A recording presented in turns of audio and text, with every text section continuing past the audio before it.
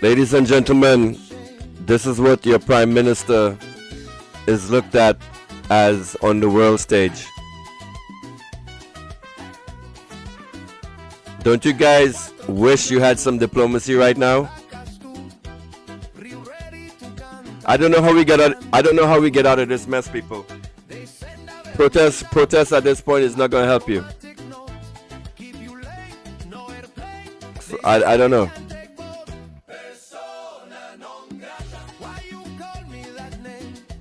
And this is your prime minister. We don't need Venezuelan gas. A country that is highly dependent on Venezuelan gas. Your leader is coming out and making these dotish statements. Amid the Venezuelan government's proposal on October 27th to suspend all gas agreements with Trinidad and Tobago, Prime Minister KBP has defiantly declared that Trinidad and Tobago does not need Venezuelan gas and never did. Why is she lying to the people? Huh? Our future does not depend on Venezuela and never has. Huh? She told Newsday via WhatsApp. We have our plans and projects to grow our economy both within the energy and non-energy sectors. Prasad Besessa said unlike the previous administration, the government has not placed all its eggs in one basket. The last PLN government mistakenly placed all their hopes in the Dragon project. We have not done so.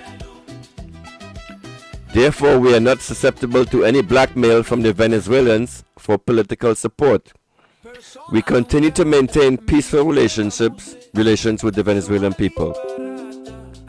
Newsday asks whether tensions between TT and Venezuela can be de-escalated through dialogue, which is what Penny Beckles was trying to do, to have dialogue with Venezuela, and if it were possible, would she take the lead in those conversations? She responded, "Your Prime Minister, there are no tensions. We continue to maintain peaceful relations with the Venezuelan people."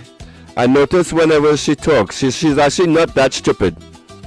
She always says Venezuelan people. She never says Venezuelan government or Nicolas Maduro. She never calls his name.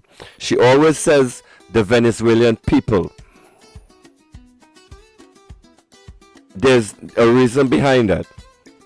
Prasad Besessa's statements come after Venezuelan Vice President Delcy Rodriguez made the announcement of cutting energy ties with Trinidad and Tobago.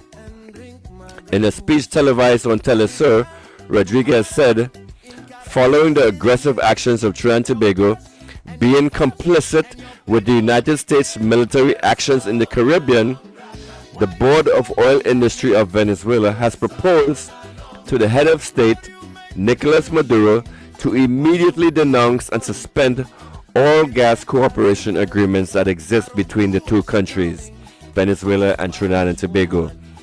In September, Prasad Besessa and a Trinidad and Tobago delegation visited Washington for a meeting with Secretary of State Marco Rubio to discuss energy security. She told the media upon her return to Trinidad that she was always confident Trinidad and Tobago will be granted an OFAC license for the Dragon gas deal. She said she was prepared to lead negotiations in Venezuela if required. Attorney General John Jeremy revealed earlier this month that Trinidad and Tobago was officially granted the license on October 8th. So, back to that license.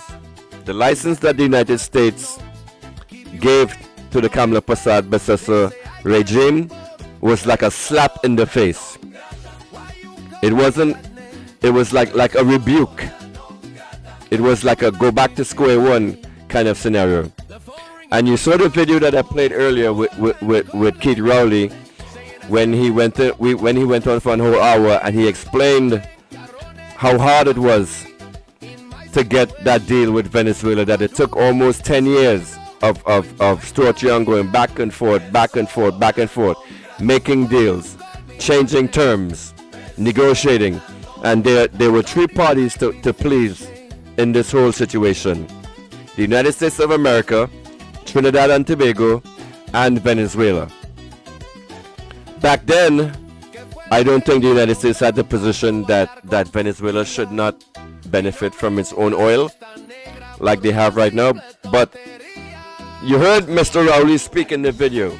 Venezuela wants to keep their oil. They want to get into the gas business.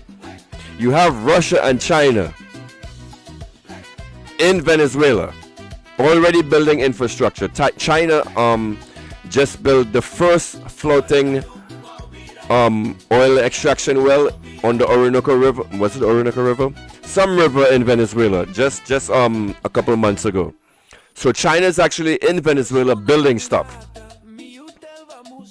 So how hard it would be for China to come and put like one of their little floating extraction devices over the Dragon gas field as a middle finger to Trinidad and Tobago. You guys have no idea how bad you are screwed right now. This woman, Kamala Prasad, needs to be removed from office. She is leading us down into absolute ruin.